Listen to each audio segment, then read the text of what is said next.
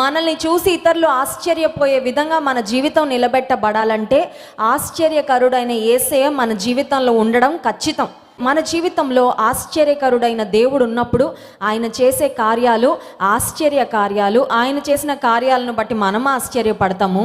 మన జీవితంలో దేవుడు చేసిన కార్యాలను చూసి మన చుట్టూ ఉన్నవారు కూడా ఖచ్చితంగా విస్మయం పొందినట్లుగా దేవుడు కార్యాలు జరిగించేవాడు. యేసుక్రీస్తు ప్రభువు ఆయన వాక్యం వినడానికి బహుజన సమూహంలో వచ్చినప్పుడు ఆయనకి 2 దోణెలు కనబడ్డాయి అంటండి. సముద్ర పొడ్డున 2 దోణెలు ఉన్నాయి, 2 బోట్స్ ఉన్నాయి. ఆ రెండిటిలో యేసయ్య పేతురు బోట్ ఎంచుకున్నాడంట. ఉదయకాల సమయంలో ఒక విషయం మనం జ్ఞాపకం చేసుకోవాలి. అదేంటంటే, ప్రపంచంలో ఇన్ని కోట్ల మంది ప్రజలుంటే దేవుడు మనల్ని ఎంపిక చేసుకున్నాడు. 2 దోణెల్లో పేతురు దోణెనో ఎందుకు ఎన్నుకున్నాడు దేవుడు అంటే, ఆయనకి పేతురు దోణె కావాలి అని అనిపించింది. అందులో పేతురు గొప్పతనం ఏదైనా ఉందా అంటే లేదు. ఆ 2 దోణెల్లో పేతురు దోణె చాలా స్పెషల్గా ఉంది, చాలా కలర్ఫుల్గా ఉంది, చాలా పెద్దగా ఉంది. ఏమీ లేదండి, దోణెలన్నీ ఒకేలా ఉంటాయి. మేము ఒక 2 వీక్స్ బ్యాక్ ధన్య ట్రైఫోజా నా నావలో యేసు ఉండగానే ఒక పాట షూటింగ్కి ఉప్పాడకి వెళ్ళాం. ఉప్పాడలో చాలా దోణులు ఉన్నాయి, ఆల్మోస్ట్ అన్నీ ఒకటేలా ఉన్నాయి. సరే, మనకి తెలిసిన వారు ఉన్నారు, మా దోణిలో ఎక్కండన్నా, మా దోణిలో ఎక్కండన్నా అని వారి దోణెల్లో మమ్మల్ని పిలిచారు. సరే, మంచిగా ఉన్న ఒక దోణిలోకి వెళ్ళాము. ఆ పాట అంతా షూట్ చేసాము. చాలామందిని వింటా ఉన్నారు, నేర్చుకుంటా ఉన్నారు, ఆనందిస్తున్నారు. దేవునికి మహిమ చెల్లిస్తున్నాం. ఇప్పుడు 2 దోణెలు ఉన్నాయి అక్కడ సరస్సు తీరాన. కానీ యేసు ప్రభు అన్నాడు, నాకు పేతురు దోణె కావాలి. పేతురు దోణె కావాలనగానే పేతురు, ప్రభా ఈ దోణె నా సొంతమయ్యా, ఈ దోణెను నేను వేరే పని కొరకు ఉపయోగించుకోవాలనుకున్నానని పేతురు విత్హెల్డ్ చేయలేదండి. నేను ఇవ్వలేను ప్రభా, నా దోణెను నేను ఆఫర్ చేయలేను అనలేదు. యేసయ్య, నువ్వు నా దోణెను అడిగావు, ఇంకంతకంటే నాకేమీ కావాలి? నువ్వు నా దోణెను వాడుకుంటే నా దోణెకి ఇంకంతకన్నా భాగ్యము ఏంటి? ప్రతి విశ్వాసి కూడా దేవుడిచ్చే ప్రతి అవకాశానికి అలాగే స్పందించాలండి. కొన్నిసార్లు కొంతమంది యవనస్తులకు ఫోన్ చేసి, పలానా పని ఉంది బాబు, మందిరంలో పలానా పని చేయాలంటే కొంతమంది సాకులు చెప్తా ఉంటారు. అక్క నేను షాపింగ్కి వెళ్ళానక్క, అక్క నేను ఆ నొప్పి వచ్చిందక్క, ఈ బాధ వచ్చిందక్క, పడుకున్నానక్క, అక్కడికి వెళ్ళానక్క, ఇక్కడికి వెళ్ళానక్క, కొంతమంది సాకులు చెప్తా ఉంటారు. కానీ కొంతమంది ఉంటారు ఎవరు రెడీ బ్యాటరీలాగా. దైవజనులు, ఆత్మీయ తండ్రి గారన్న, జాన్ వెస్లీ గారన్న, తల్లి గారన్న, నేను కానీ ఏ సమయంలో ఏ పని చెప్పినా మేము ఉన్నాము, మేము చేస్తాము, దేవుని పని ఏదైనా సరే మేము చేస్తామని నిలబడే వాళ్ళు కొంతమంది ఉంటారు. కానీ కొంతమంది ఉంటారు సాకులు వెతుక్కుంటూ ఉంటారు. సాకులు 4 సార్లు వెతుకున్నాక ఇంకా వాళ్ళకి చెప్పాలని అనిపించదు, వారికి అవకాశం ఇవ్వాలని కూడా అనిపించదు. అవకాశం వాళ్ళే పోగొట్టుకుంటారు చాలాసార్లు. ఇప్పుడు దేవుడు యేసయ్య పేతురు దోణెను అడగగానే పేతురు చాలా సంతోషంగా అంగీకరించాడు. యేసయ్య, ఇదిగో నా దోణె నువ్వు తీసుకో. దేవుడు కూడా అనుదినము మన జీవితాన్ని ఆయన కొరకు వాడుకోవాలని దేవుడు కోరుకుంటూ ఉంటాడు. ఆ ఆపర్చునిటీ వచ్చినప్పుడు we must grab the opportunity. అవకాశాన్ని మనం సద్వినియోగం చేసుకోవాలి. కొంతమంది అనుకుంటారు ఈ అవకాశాలు ఎప్పుడు వస్తూనే ఉంటాయిలే, దేవుని కొరకు ఎప్పుడైనా వాడబడచ్చులే, ఇదేమన్నా పెద్ద గొప్ప విషయమా, నా పని నేను చూసుకోవడం నాకు చాలా గొప్ప విషయం, నా ఇంటిని నేను చూసుకోవడం ముఖ్యం, నా పిల్లల్ని నేను చక్కబెట్టుకోవడం ముఖ్యం, నా ఉద్యోగం నేను చేసుకోవడం ముఖ్యం అని చాలాసార్లు దేవుడి పనిని మన పని కంటే వెనకాల పడేస్తూ ఉంటారు చాలామంది. దేవుని పని, మన పని, ఈ 2 ఒకేసారి మన ప్లేట్లోకి వస్తే కొంతమంది వారి పనిని తీసుకుంటారు, దేవుని పని పక్కన పెట్టేస్తారు. కానీ దేవుని పనికి మనం ప్రాధాన్యత ఇస్తే, దేవుని కార్యాలకు మనం విలువ ఇస్తే, దేవుని కొరకు వాడబడుటకు మనం ఆసక్తి చూపిస్తే మన జీవితం ఎలా ఆశీర్వదించబడుతుందో ఈ సంఘటన ఒక చక్కని నిదర్శనంగా మనకి కనబడుతుంది. సరే, పేతురు దోణెని యేసయ్య అడిగారు. పేతురు అన్నాడు, ఇదిగో ప్రభు, నా దోణె నువ్వు వాడుకో అనగానే ఆయన ఏం చేశారంటే పేతురు దోణెని ఎక్కి ఆ దోణెలో కూర్చొని యేసయ్య బోధించడం మొదలుపెట్టారంట. ఆయన బోధించుట చాలించిన తరువాత, యాక్చువల్గా యేసయ్య పేతురు దోణిలోకి ఎందుకు వచ్చారంటే సువార్త ప్రకటించడానికి వచ్చారు. సో యేసయ్య రావడం వల్ల ఒక మాటలో చెప్పాలంటే పేతురుకు ఉపయోగం ఏం లేదు. సువార్త 10 మంది వింటారు కానీ తనకు వ్యక్తిగతంగా వచ్చే లాభం ఏమీ లేదు. కొంతమంది అనుకుంటారు దేవుని సువార్త ప్రకటిస్తే నాకేంటండి, దేవుని కొరకు వాడబడితే నాకే కదా ఖర్చు అయిపోయేది, నా డబ్బులు ఖర్చు అయిపోతాయి, దేవుని కొరకు ఇస్తే నా డబ్బులు నా అకౌంట్ ఖాళీ అయిపోద్ది, దేవుని కొరకు నేను వాడబడితే నా శక్తి ఖాళీ అయిపోద్ది, దేవుని కొరకు పనిచేస్తే నా టైం అయిపోద్ది, నాకేంటి ఉపయోగం అని కొంతమంది ప్రతిదానికి నాకేంటి లాభం, నాకేంటి లాభం, నాకేంటి లాభం అనుకుంటూనే ఉంటారు. యేసయ్య భూమి మీదకి వచ్చి ఆయన శిలువలో మరణించినప్పుడు వీళ్ళందరినీ రక్షిస్తే నాకేంటి లాభం అనుకున్నాడండి దేవుడు? ఆయన త్యాగపూరితంగా దేవుడు తన ప్రాణాన్ని మన కొరకు అర్పించినప్పుడు he didn't think about his personal interest. నేను ఇంతగా ఎందుకు హింసించబడాలి, నేను ఇంతగా ఎందుకు కొట్టబడాలి, నేను ఇంతగా ఎందుకు రక్తాన్ని కార్చాలి, ఈ ప్రజలను ఇంత భయంకరమైన వారిని నేను ఎందుకు రక్షించాలని దేవుడు అనుకొని ఉంటే మనకి ఎవరికి రక్షణ వచ్చి ఉండేది కాదు. దేవుని బిడ్డలంగా దేవుని కొరకు వాడబడాలి అనే ఆశ ఉన్న ప్రతి ఒక్కరు ఒకటి జ్ఞాపకం ఉంచుకోవాలి, స్వార్థాన్ని తీసి పక్కన పడేయాలి. హల్లెలూయా. నాకేం ఉపయోగం కాదు, దేవుడికి నేను ఎలా ఉపయోగపడతానని ఆలోచించాలి. హల్లెలూయా. దేవుడు బలంగా ఎవరిని వాడుకుంటాడంటే దేవునికి నేను ఎలా ఉపయోగపడతానని ఆలోచించాలి. కానీ కొంతమంది ఆలోచన ఎప్పుడు ఏంటంటే దేవుడు నాకు ఎలా ఉపయోగపడతాడు, అదే నాకేం వస్తుంది, నేను ఈ పని చేస్తే నాకేం వస్తుంది, నేను ఎలాంటి మేలు పొందుకుంటాను, ఇన్కమింగ్ గురించి ఆలోచిస్తారు కానీ అవుట్ గోయింగ్ గురించి ఆలోచించారు చాలామంది. అవుట్ గోయింగ్ ఏమి వెళ్ళకూడదంట వీళ్ళ నుండి, దేవుడికి ఆశీర్వాదాలు అన్నీ ఏమో ఇన్కమింగ్ వచ్చేయాలంట. అర్థమవుతుందండి? మన జీవితంలో ఒకటి నేర్చుకోవాలి, దేవుని కొరకు మనం బహుగా ఇవ్వడము. నా శక్తి నేను దేవుని కొరకు ఇస్తాను, నా సమయం నేను దేవుని కొరకు ఇస్తాను, నా బలము నేను దేవుని కొరకు ఇస్తాను, నా తలాంతులు దేవుని కొరకు ఇస్తాను, నా ధనము దేవుని కొరకు ఇస్తాను. Let me think about what I can give to the lord. నేను ఏమి ఇవ్వగలను అది ఇస్తాను, నేను ఏం చేయగలను అది చేస్తాను ఆలోచించినప్పుడు దేవుడు కామ్గా ఊరుకుంటాడండి. నేను ఎలా ఆశీర్వదించగలనో అలా ఆశీర్వదిస్తాను అనుకుంటాడు. ఇక ఆశీర్వాదాలు పట్టుకోవడానికి మన రెండు చేతులు, మన జీవితం చాలదు. హల్లెలూయా. పేతురు స్వార్థపూరితంగా ఆలోచించేలా పేతురు అనుకున్నాడు, అయ్యా నా దోణె నువ్వు వాడుకుంటానంటే నాకు అంతకంటే ఏమీ కావాలి, వేస్ట్గా ఇక్కడ పడుంది అయ్యా ఈ దోణె, చేపలు పట్టడానికి తప్ప ఎందుకు ఉపయోగం లేదు, నువ్వు నా దోణెలో అడుగు పెట్టావంటే నా దోణె పావనం అయిపోయినట్లే. యేసు ప్రభు ఎక్కడ అడుగు పెట్టినా, మన ఇంట్లో అడుగు పెట్టినా, మన జీవితంలో అడుగు పెట్టినా, ఒక భయంకరమైన పరిస్థితులు ఆయన అడుగు పెట్టినా ఆయన రాకతోనే అద్భుతాలు జరుగుతాయి. హల్లెలూయా. సో ఒక కొత్త పని ప్రారంభించే ముందు ఫస్ట్ యేసయ్యను వెల్కమ్ చేయండి. ఒక కొత్త బిజినెస్ ప్రారంభించబోతున్నారు, కొత్త షాప్ ప్రారంభించబోతున్నారు, ఒక కొత్త వాహనాన్ని ప్రారంభించబోతున్నారు. Start it with prayer. చాలామంది బైక్స్ కొనుక్కొని, కార్స్ కొనుక్కొని, వ్యాన్స్ కొనుక్కొని మందిరం దగ్గర తీసుకొస్తారండి. ప్రార్థన చేయండి. దైవజనులు ప్రార్థన చేశాకే మేము ఈ వాహనాన్ని ఇంటికి తీసుకువెళ్తాం. షాప్స్ ఓపెన్ చేసుకునేటప్పుడు, బిజినెసెస్ ప్రారంభించేటప్పుడు, ఈ మధ్యకాలంలో జాన్ వెస్లీ గారు ఒక బ్యాంక్ ప్రారంభించడానికి కూడా దైవజనులను పిలిచారు, మీరు వచ్చి ప్రార్థన చేయాలంటే. ఒక పెద్ద గవర్నమెంట్ బ్యాంక్ వారు అన్నారు, మీరు వచ్చి ప్రార్థన చేశాక మేము ప్రారంభిస్తాం. ఈ మధ్యకాలంలో మన సెంట్రల్ జైల్లో హాస్పిటల్ ఓపెన్ అయింది, ఖైదీల కొరకు కొత్త హాస్పిటల్ ఓపెన్ చేస్తే ఆత్మీయ తండ్రి గారు వెళ్ళారు ప్రార్థన చేయడానికి. ఇక్కడ ప్రార్థనతో ప్రారంభించాలి, అది వారి విశ్వాసం. ఎందుకు ఈ మాటలు చెప్తున్నానంటే ఒక కొత్త పని ఏదైనా చేయక ముందు స్టార్ట్ ఇట్ విత్ ప్రేయర్. ప్రార్థనతో ప్రారంభించండి. దేవుని సన్నిధితో ప్రారంభిస్తే, యేసయ్య అడుగు పెడితే ఇంకా అది అద్భుతంగా సక్సెస్ఫుల్గా ముందుకు వెళ్ళిపోద్ది. హల్లెలూయా. పేతురు అన్నాడు, ప్రభా నువ్వు నా దోణిలో అడుగు పెట్టడం కంటే ఇంకా నాకేమీ కావాలి, నువ్వు నా దోణిని వాడుకుంటానంటే ఇంకా నాకు అంతకంటే ఏంటి భాగ్యం, ప్లీజ్ యూజ్ ఇట్ లార్డ్, వాడుకో ప్రభా అని తన దోణిని ఇచ్చాడు. ఇప్పుడు యేసయ్య 4వ వచనం చూడండి, లూకా సువార్త 5వ అధ్యాయము 4వ వచనం. ఆయన బోధించుట చాలించిన తరువాత నీవు దోణెను లోతునకు నడిపించి చేపలు పట్టుటకు మీ వలలు వేయడని సీమోనుతో. ఇప్పుడు యేసు ప్రభుకి పేతురుకి ముందే డీలింగ్ అవ్వలేదు. అయ్యా నీకు నా దోణి ఇస్తాను, కానీ తర్వాత నువ్వు అద్భుతం చేసి దోణినంతా చేపలతో నింపాలి అని ఏమన్నా డీల్ మాట్లాడుకున్నాడండి పేతురు. ఏం కాదు, జస్ట్ యేసు ప్రభు వచ్చి నీ దోణి నాకు ఇవ్వంటే ఇచ్చాడంతే. ఇప్పుడు యేసయ్య ఆలోచిస్తున్నాడు, పేతురు సేవకు ఉపయోగపడ్డాడు, ఇప్పుడు పేతురుని నేను ఎలా ఆశీర్వదించాలని దేవుడు ఆలోచించాడండి. హల్లెలూయా. ఆశీర్వదించే దేవుడు నమ్మకంగా ఆయన కొరకు జీవించిన వారిని ఆశీర్వదించకుండా ఉండడు. హల్లెలూయా. ఆయన యథార్థముగా ప్రవర్తించే వారికి ఏ మేలును చేయక మానడు. మానలేడంట. ఏం మానలేడంటే మంచి చేయకుండా ఉండలేడంట దేవుడు, మేలు చేయకుండా ఉండలేడంట, ఆశీర్వదించకుండా ఉండలేడంట, కార్యాలు జరిగించకుండా ఉండలేడంట. అందుకే మనం ఆరాధనలో పాట పాడుతూ ఉంటాం కదా, మేలు చేయక నీవు ఉండలేవయ్యా, ఆరాధించక నేను ఉండలేడంట. దేవుడు ఆలోచించాడు, పేతురు తన దోణెను నాకు ఇచ్చాడు, అయ్యా పేతురు నీ దోణెను లోతునకు నడిపించు అనే మాటలో చాలా శ్రేష్టమైన ఆత్మీయ అర్థము దాగి ఉంది. ఈ ఉదయకాల సమయంలో కూడా మన జీవిత దోణెను యేసయ్య అంటున్నాడు, కొంచెం లోతుగా తీసుకెళ్ళు. లోతుకి నడిపించు అంటే కొంచెం దూరం, అంతే కదండి. నువ్వు ఇక్కడిక్కడ ఒడ్డు దగ్గర వలలు వేస్తూ ఉంటే పడవయ్యా, నువ్వు కొంచెం లోపలికి వెళ్ళాలి, కొంచెం లోతుకు వెళ్ళాలి. Take some more time, take some more effort, ఇంకొంచెం నువ్వు ప్రయాసపడి ఇంకొంచెం లోతుకి వెళ్ళి నువ్వు వల వేయి అని యేసయ్య చెప్తున్నాడు. ఇప్పుడు విశ్వాస జీవితంలో కూడా దేవుడు అంటున్నాడు, నీ విశ్వాస జీవితంను లోతునకు నడిపించు. లోతునకు నడిపించు అంటే అర్థం ఏంటంటే, నాకు ఉందయ్యా విశ్వాసం అని మనం అంటున్నాం.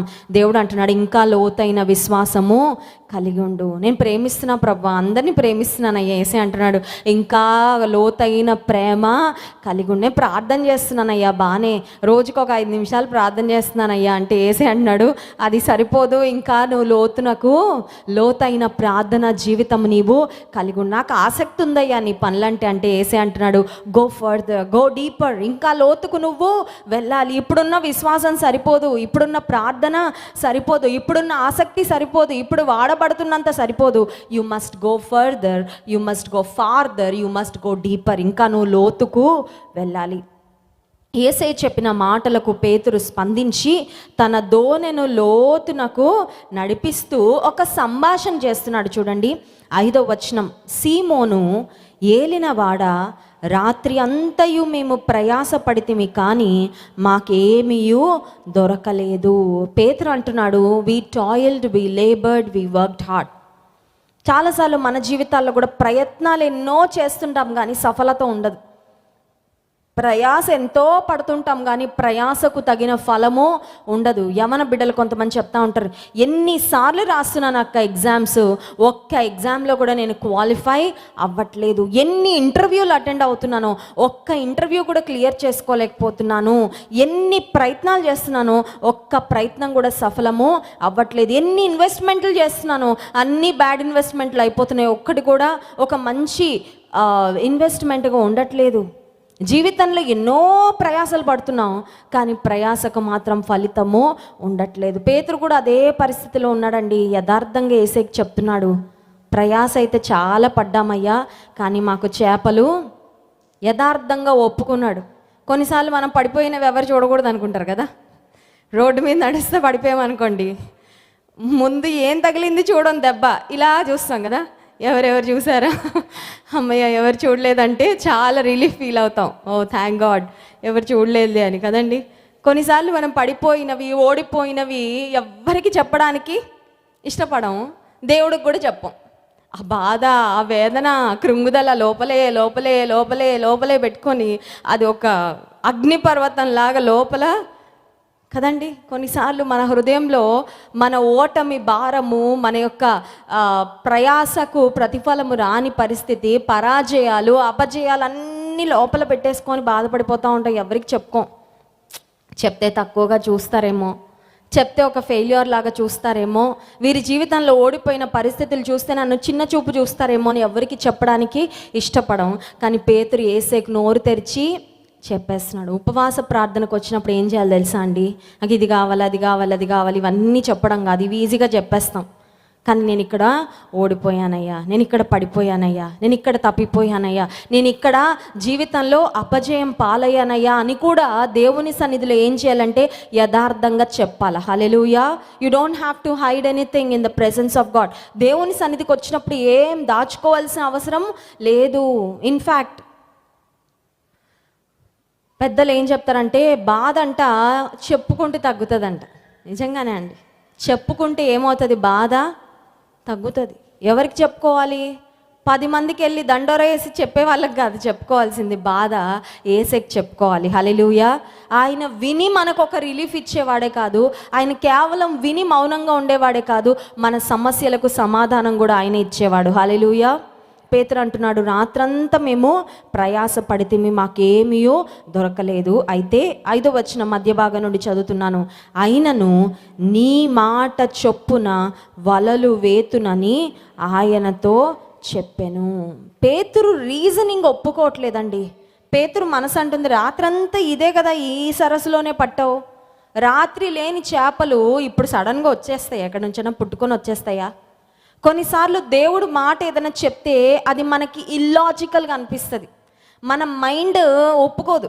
మన మైండ్ అంటది, అదేలా చేస్తావు, ఇప్పటిదాకా ఇక్కడేగా పట్టింది, ఇంకొక సరస్సులోకి వెళ్ళి పడితే అనుకోవచ్చు. యేసుప్రభు చెప్తే ఇదే సముద్రంలో, ఇదే సరస్సులో మళ్ళీ దోణెలు వేయమంటే ఇక్కడ దొరుకుతాయని చేపలు అని పేతురు యొక్క మనసులో ఆలోచన ఉండుండొచ్చు ఖచ్చితంగా, కానీ అంటున్నాడు క్లియర్గా, నీ మాట చొప్పున. ప్రయాస అయితే చాలా పడ్డామయ్యా, అన్ని ప్రయత్నాలు చేసేసాం. ఇప్పుడు యేసయ్య ఏమన్నాడంటే, నువ్వు నీ సొంతంగా చేసిన ప్రయత్నాలు వేరు, నా మాట చొప్పున నువ్వు చేసే ప్రయత్నం వేరు అంటున్నాడు. హల్లెలూయా. మన సొంతంగా మనం చాలా ప్రయత్నాలు చేసేస్తాం కదండి. We try our best.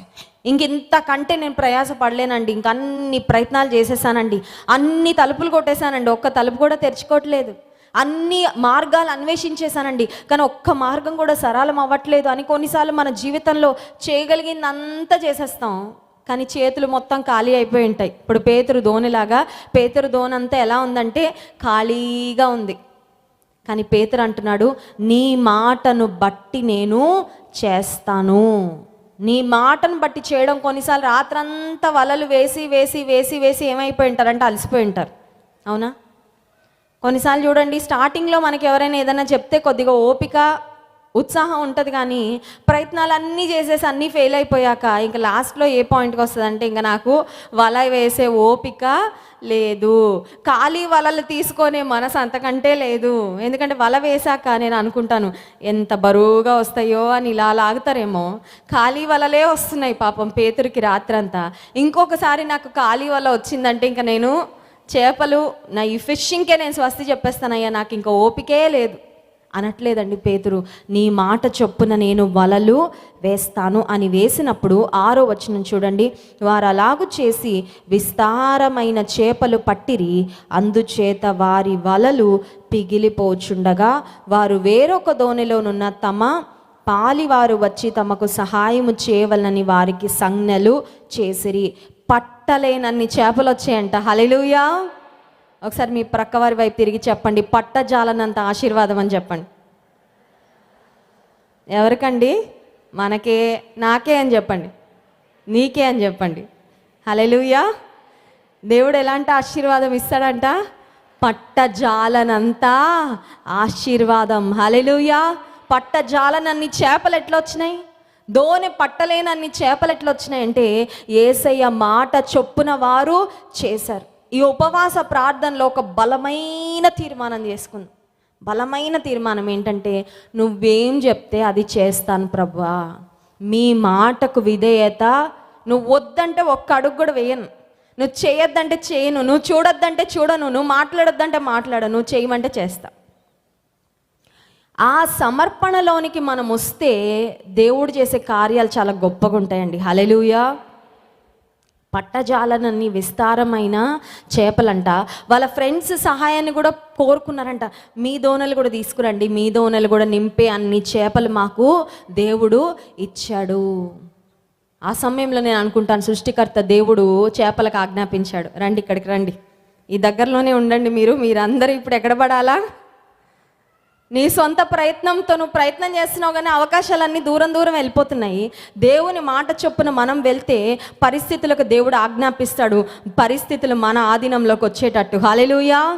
కొన్నిసార్లు మనం అనుకుంటూ ఉంటాం, everything is out of my control, ఏది నేను అనుకున్నట్లు అవ్వట్లేదు ప్రభువా, ఏది పట్టుకున్నా ఫెయిలే, ఏది పట్టుకున్నా ఫ్లాపే కదండి. కొంతమందికి ఒక పేరు ఉంటుంది, ఐరన్ లెగ్ అని కదా, అంటే కాలు ఐరన్తో ఉండదు, మామూలుగానే ఉంటుంది, కానీ వాళ్ళు కాలు పెట్టారంటే నాశనం అయిపోద్దని.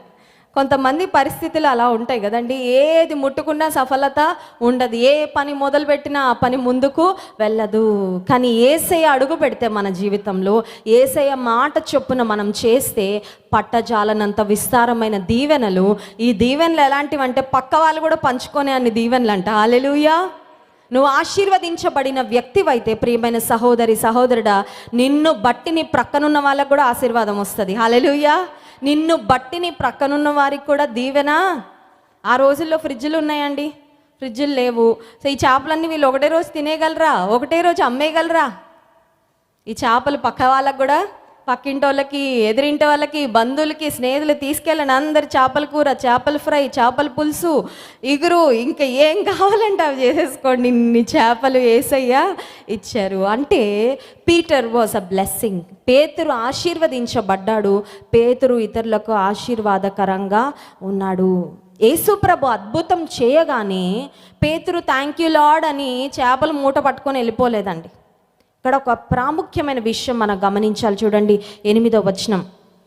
సీమోను పేతురు అది చూచి యేసు మోకాళ్ళ ఎదుట సాగిలపడి, ప్రభువా నన్ను విడిచిపొమ్ము, నేను పాపాత్ముడనని. అద్భుతం జరగగానే పేతురులో ఒక విశేషమైన స్పందన కనబడుతుంది. చూసారా, కొన్నిసార్లు మనకు అద్భుతం జరగానే కృతజ్ఞత రాదు, మర్చిపోతాం దేవుడు చేసిన మేలు. అద్భుతాన్ని గురించి 10 మందికి చెప్పాలని పరిగెత్తి వెళ్ళిపోతాం. మనం అయితే ఈ రోజుల్లో అయితే ఎవరికైనా అన్ని చేపలు పడితే సెల్ఫీలు దిగేసి వీడియోలు తీసేసి కదండి. యూట్యూబ్లో చూశాను మొన్న, ఇప్పుడు ఒక ఆయన పట్టిన ప్రతి చేపల్ని వీడియో తీసి అన్ని ఎక్స్ప్లెయిన్ చేస్తున్నాడు. నాకు ఇవాళ ఈ చేప పడింది, ఆ చేప పడింది, ఇదిగోండి ఇది ఇలా నడుస్తుంది, ఇలా చేస్తుంది, అలా చేస్తుంది, అయ్యో తప్పించుకొని మళ్ళీ వెళ్ళిపోయింది సముద్రంలోకి వీడియోలు. పేతురు ఆ వచ్చిన చేపలను బంధువులకి ఇంట్లో వాళ్ళకి చూపించుకోవాలని, వాటిని బజార్లో అమ్మేసి వ్యాపారం చేసుకోవాలని, కూర వండించుకొని తినాలని పరిగెత్తి వెళ్ళట్లేదండి.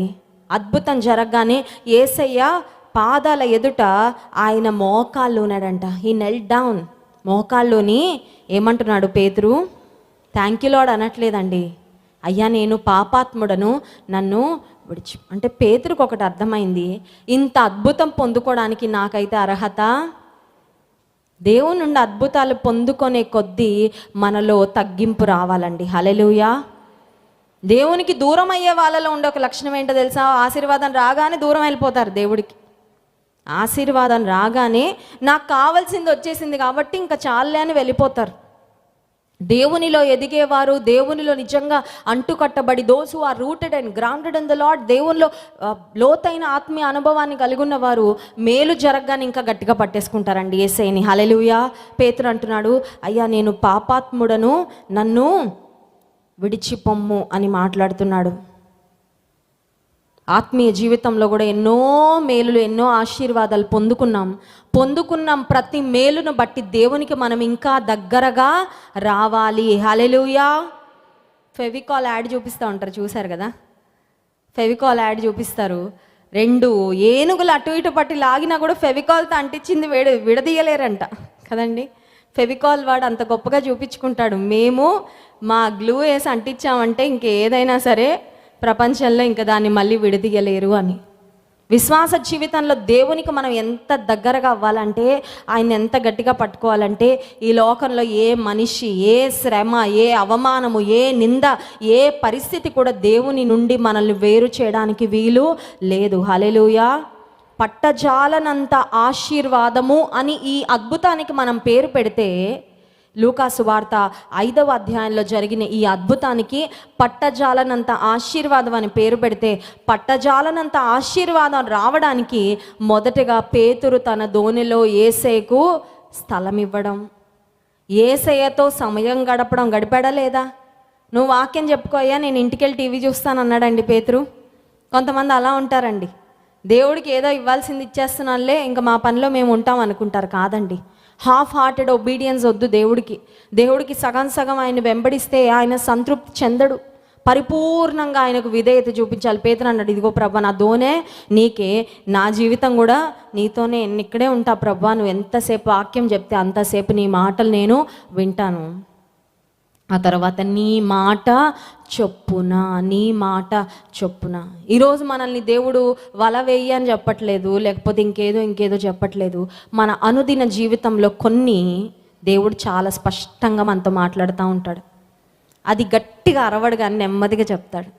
ఇది చెయ్యొద్దు, ఇది వద్దు, ఇది నీకు తగదు, ఇక్కడికి వెళ్ళొద్దు చెప్తాడండి. మనకు తెలుస్తుంది, అది పక్క వారికి తెలియదు కానీ మనకు తెలుస్తుంది. చాలాసార్లు మనం చేసే పని ఏంటంటే, దేవుని మాటను, దేవుని యొక్క వాయిస్ను మనం సైలెన్స్ చేసేస్తాం, సౌండ్ తగ్గించేస్తాం. దేవుని స్వరం మెల్లగా ఉంటుంది. దేవుని స్వరం, దేవుడు అరవడు యూజువల్గా. God speaks in a still small voice. ఒక మెల్లని స్వరంతో మాట్లాడతాడు దేవుడు. యేసయ్య వాల్యూమ్ తగ్గించేసి టీవీ వాల్యూమ్ పెట్టేస్తారు కొంతమంది. చిచ్చి ఏంటో ప్రేరేపణ వచ్చేస్తుంది, వాళ్ళ ఉపవాస ప్రార్థనకి వెళ్ళాలంట, వెళ్తే మళ్ళీ ఒక 2-3 గంటలు అక్కడ ఉండిపోవాలి, వద్దులే అంతసేపు ఎందుకు, ఇక్కడ ఇంట్లో కూర్చొని ఇంకేదో పని చేసుకుందాం. దేవుడిచ్చే ప్రేరేపణ, దేవుడు పలికే స్వరాన్ని చాలాసార్లు మనం సైలెన్స్ చేసేస్తాం. కానీ దేవుని స్వరాన్ని మనం మన జీవితంలో హైలైట్ చేసి ఇది నువ్వు మాట్లాడావు కాబట్టి ప్రభా నీ మాట చొప్పున నేను చేస్తాను, నువ్వు చెప్పావు కాబట్టి నాకు ఇష్టం లేకపోయినా నేను చేస్తాను, నువ్వు చెప్పావు కాబట్టి ఎవ్వరు అంగీకరించకపోయినా నేను చేస్తాను, నువ్వు చెప్పావు కాబట్టి కష్టమైనా నేను చేస్తాను, నువ్వు చెప్పావు కాబట్టి నీ మాట చొప్పున అని మనం కూడా అనగలిగితే దేవుడు అంటాడు, పట్టజాలంత విస్తారమైన దీవెనలు నాకు విధేయత చూపించిన వారికే అంటాడు దేవుడు. హల్లెలూయా. అట్టి కృప దేవుడు మనకి ఇవ్వాలని కోరుకుందాం. కళ్ళు మూసుకోండి, ప్రార్థన చేసుకుందాం. పట్టజాలంత విస్తారమైన దీవెనలు దేవుడు తన ప్రజలకు ఇవ్వాలని ఆశిస్తున్నాడు. అయితే ప్రాముఖ్యంగా విధేయత ఆయన కోరుకుంటున్నాడు. ప్రభా నీ స్వరానికి విధేయత చూపే మనస్సు నాకు ఇవ్వయ్యా, నీ మాటకు విధేయత చూపే మనస్సు నాకు ఇవ్వు ప్రభా. ఆ రోజు బాలుడైన సమూయేలు అర్ధరాత్రి సమయంలో దేవుడు పిలుస్తూ స్పందించాడు. ఇదిగో ప్రభా నీ దాసుడు ఆలకించుచున్నాడు, ఆజ్ఞ ఇమ్ము అన్నాడు. నీ ఆజ్ఞ ఏదైనా నేను నెరవేరుస్తా ప్రభా, సంసిద్ధత నాలో ఉందయ్యా, నువ్వు ఆజ్ఞ ఇమ్మని అడిగాడు. ఉదయకాల సమయంలో అడుగుదామా ప్రభా, నువ్వు చెప్పయ్యా, మీరు ఏం చెప్తే అది చేస్తా ప్రభా. నా వ్యక్తిగత జీవితంలో నా నిర్ణయాలు, నా కుటుంబంలో నేను తీసుకునే నిర్ణయాలు, నా బిడ్డల విషయంలో నేను తీసుకునే నిర్ణయాలు, నా వ్యాపారం విషయంలో నేను తీసుకునే నిర్ణయాలు, నా స్నేహితుల విషయంలో నేను తీసుకునే నిర్ణయాలు, నా నిర్ణయాలలో నా ఆలోచనలలో ప్రభా నీ మాట చొప్పున నేను జీవిస్తా ప్రభా అని అడుగుదామా?